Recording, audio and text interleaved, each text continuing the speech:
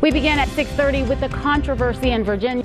The state's governor made his first public appearance in a week today. It was here in these woods that Brooke Heller ran for her life, with her attacker just feet behind her when she came across this old abandoned oil field. Yes, this is the fifth death to happen here at the dunes, and the irony of this is that it comes on the same day that the California Coastal Commission held a meeting to discuss the future of off-road vehicles being permitted here on the beach. The body cam footage shows a violent encounter between police and the suspect. Many of the shelves are empty. Clerks tell me that they're overwhelmed with the frenzy of customers coming in to stock up in light of the coronavirus epidemic. Police received several calls just after midnight last night from what people thought were fireworks going off here in the park. Turns out it wasn't fireworks at all, but a fire that had broke out here. Many of the Lompoc neighbors that live in this neighborhood are outraged by the homophobic slurs that have been spray painted across this house. Officials are worried because the wind is picking up and will continue to do so.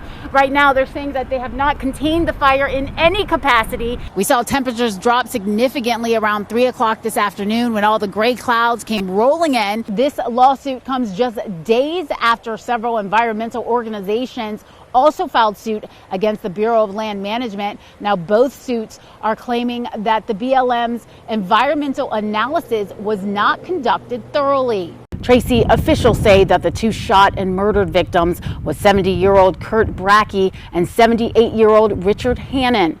Both were Santa Maria residents. Police also concluded that there were 3 individuals found deceased in the burnt home behind me, one of which they assume was the alleged shooter. It was a day that Santa Maria will never forget. I knew as soon as I saw him and I heard the shots that I knew that that's exactly what he had done, because he'd been threatening to harm him. I never thought he was going to shoot anybody.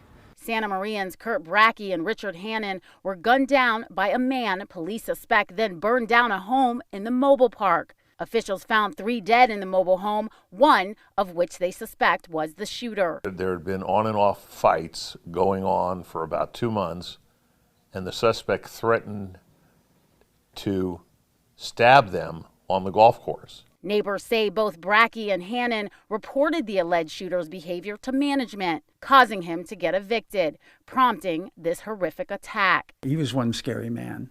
Community members suspect the other 2 burned bodies were the alleged shooter's wife and son. We heard that she had been abused.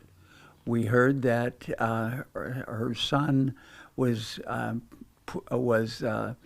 able to come and live there because of the abuse. The 3 bodies were burned so badly, officials say they have to do DNA testing to identify them.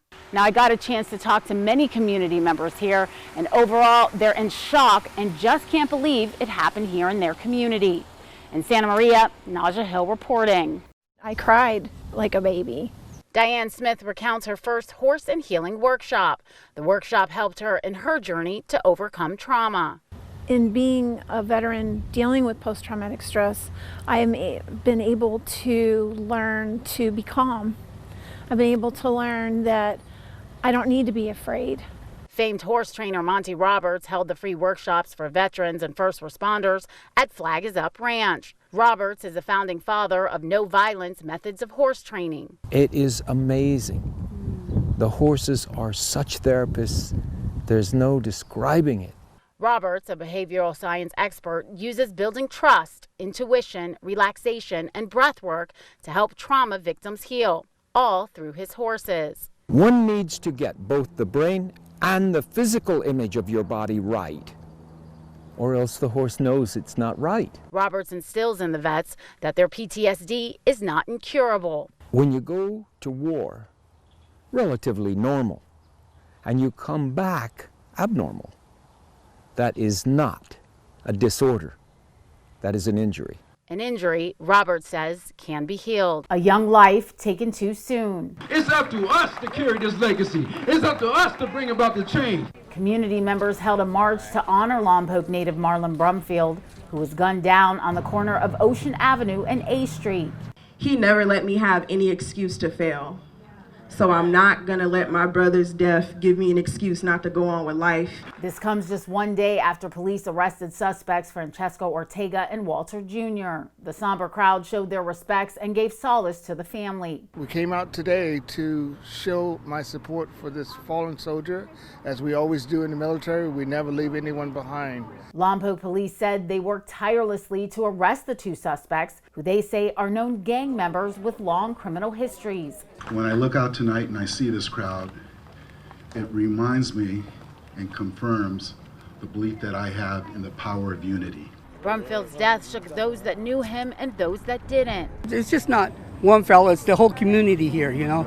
Tonight, his family spoke on the change that needs to come. He left his shoes, he left big marks, and now we all gotta fill them. Y'all know what we gotta do.